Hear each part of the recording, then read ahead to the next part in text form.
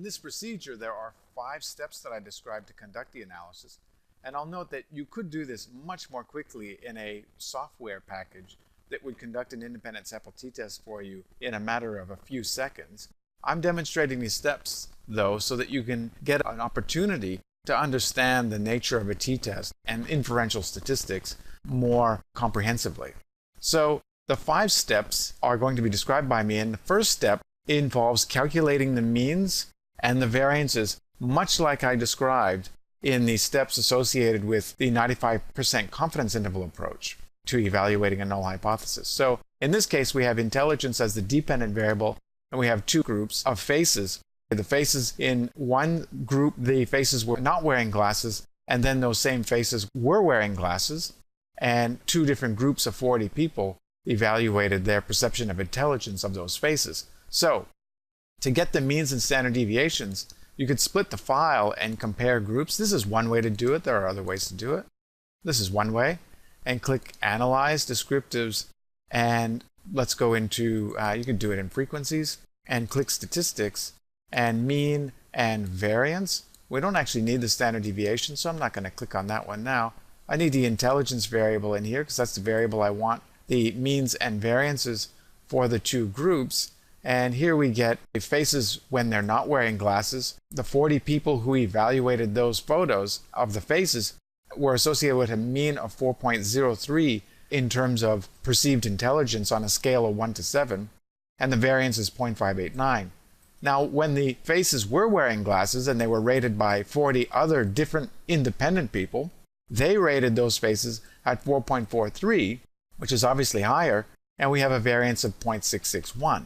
And of course, the null hypothesis of the independent sample t-test is that the ratings provided by the first group, looking at the faces with no glasses, is going to be equal to the mean of the second group, evaluating exactly the same faces, but wearing glasses in this case, 4.43. So first step is done. I have the means and the standard deviations.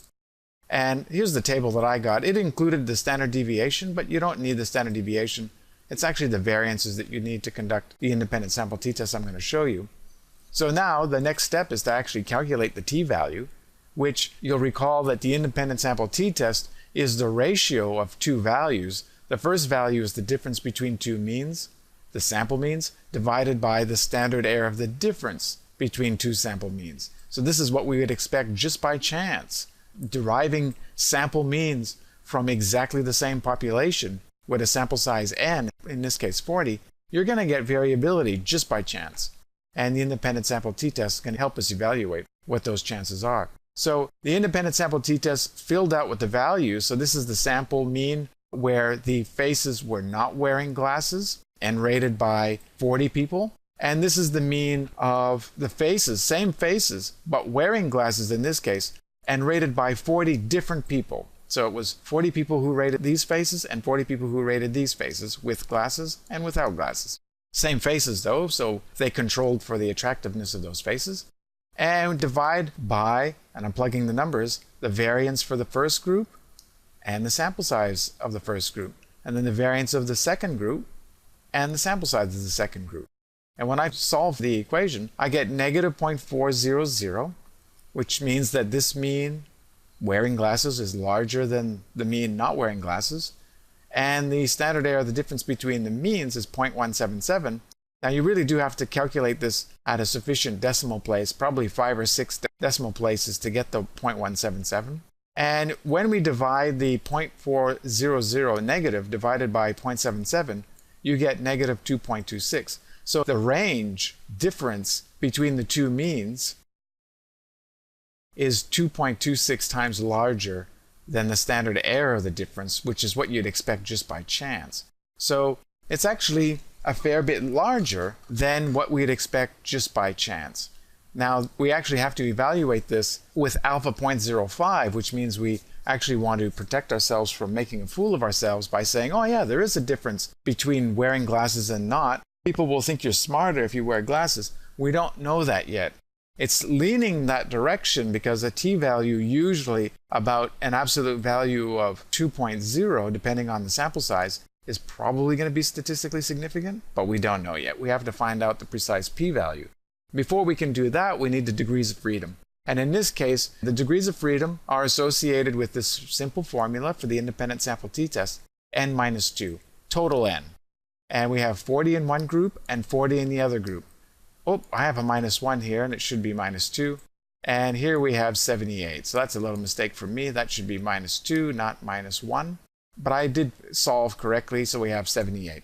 So with 78 degrees of freedom and an alpha level of 0.05, which we would be using almost every case because people won't let you get away with anything else other than a 5% chance of rejecting the null hypothesis when you shouldn't have. So with that information, I can now determine the probability associated with the calculated t-value. Now, something I'll point out is that the t-distribution that we're making reference to evaluate the calculated negative 2.26, I need to make reference to a t-distribution which represents the mean differences between two sample means that you can just expect by chance, even like when they're derived from exactly the same population and there's nothing going on whatsoever. You will get a distribution of t-values if you actually calculate those t-tests from data that are just randomly drawn from exactly the same population. You know for sure there's no difference. You will still get t-values that are not exactly 0. You're going to get some that are positive and some that are negative. And so I need to make reference to the t-distribution for my specified degrees of freedom to get the 95% level of t-value size that suggests that at most a 5% chance of rejecting the null hypothesis when it's in fact true. So one way to get that is through Excel instead of just looking at the t-distribution here. So I could say, oh, I've got a negative 2.26 and that's right about here. So let's just say that's about here. Is that sufficiently deviant from the 0? Obviously 0 would say, no, there's no chance the null hypothesis has been rejected or extremely low. But once you get into the 2s, it really is fairly deviant. You don't get values like 2.26 very often when you're conducting a t-test, unless, there's something really going on. There really is a difference between the groups. So instead of trying to eyeball where the significance level is for your level of degrees of freedom, and so in this case, it only goes 5 degrees of freedom, we actually have 78 degrees of freedom. And so the t-distribution is slightly different for each level of degree of freedom. It's actually probably, it's very close to the black lined distribution, which is infinity. And so instead of eyeballing it, I can actually just call Excel to get a precise p-value in terms of what are the chances of getting a t-value of 2.26, negative or positive, with 78 degrees of freedom, and allowing two tails in the analysis, which means it might be negative and it might be positive. I don't know what direction it's going to go. Maybe people without glasses look smarter than people with glasses. Who knows? Maybe that could happen. So it's a two-tailed test in that case. Now, I'll show you how I did that exactly in Excel. I just literally inputted this function right here, the t-distribution function. So I can go equal t-distribution, open parentheses, close parentheses, whoops, and it gives me x degrees of freedom in tails. X is the t-value, and you should probably put it as a positive t-value because I think it's a little bit irritated when it's negative. So put in 2.26, just put it in as a positive value. It doesn't matter whether it's positive or negative. And then put in your degrees of freedom, 78, and two tails, because I'm willing to entertain the possibility that wearing glasses may make you look smarter and may make you look dumber. I don't know. So two tails. And here is the p-value. This is the precise chance of getting a t-value as large as 2.26 or larger. And bear in mind, whether it's negative or positive, doesn't matter. It's only a 2.66% chance of seeing such a t-value or a larger one and the null hypothesis being true. And so you'll recall that in the independent sample t-test, there's a demarcation for statistical significance. And this is looking significant for me. In fact, with alpha 0.05, I would reject the null hypothesis because the p-value is lower than 0.05. So that's the last step, is decide to reject the null or not. If the corresponding p-value is greater than 0.05, you fail to reject the null hypothesis. So if it's 0.06 or 0.07, 0.08, 0.10, 0.26, anything larger than 0.05, you fail to reject the null hypothesis of equal means.